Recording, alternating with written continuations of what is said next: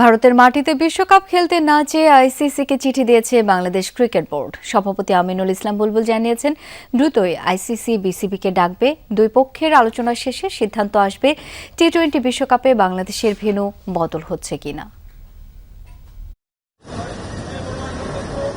সদ্য প্রয়াত বাংলাদেশের সাবেক প্রধানমন্ত্রী বেগম খালেদা জিয়ার মৃত্যুতে শোক ও সমবেদনা জানাতে বাংলাদেশ ক্রিকেট বোর্ডের সভাপতির নেতৃত্বে সোমবার বিকেলে বাংলাদেশ জাতীয়তাবাদী দল বিএনপির পার্টি অফিস গুলশানে যান বিসিবি পরিচালকরা। সেখানে গিয়ে শোক বার্তা লেখেন বিসিবি সভাপতি আমিনুল ইসলাম বুলবুল। এক মহান নেত্রীকে মিস করব।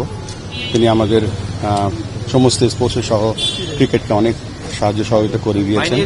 তো এই জন্য এইসব কথা আমরা লিখেছি এবং আল্লাহর কাছে দোয়া করে আমরা চিঠিটা আমরা আমাদের শোক বইতে লিখেছি।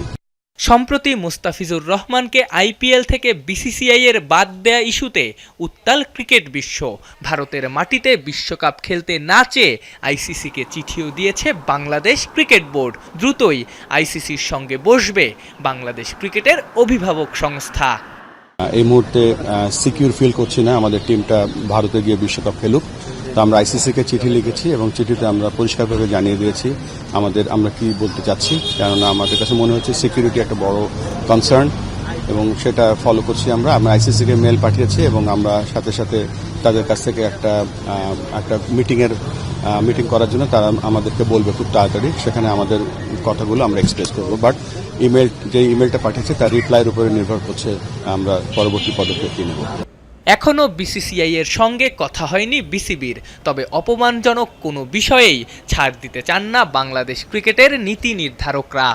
বিসিসিআই কিন্তু কেকেআরকে চিঠি দিয়েছে, এটা কিন্তু আমরা একদমই পার্ট না। মানে কেকেআরকে বলেছে ওকে দলে রাখতে না, এটা কিন্তু আমাদের বোর্ডকে কিছু জানায় নাই। ও তো নিয়েছে ওরে রাজনৈতিক কারণে। এটি আমরা সবাই এটা খুবই অত্যন্ত দুঃখিত যে একটা রাজনৈতিক কারণে একটা ছেলেকে, এত ভালো ক্যালিবারের একটা প্লেয়ার যে তার অনেক কিছু দেখাতে পারতো এই আইপিএলে, সেটা করতে পারিনি, যেন আমরা দুঃখিত সবাই।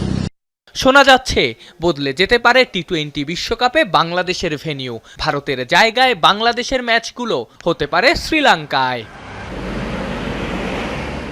আফনান পিয়াল, যমুনা স্পোর্টস, ঢাকা।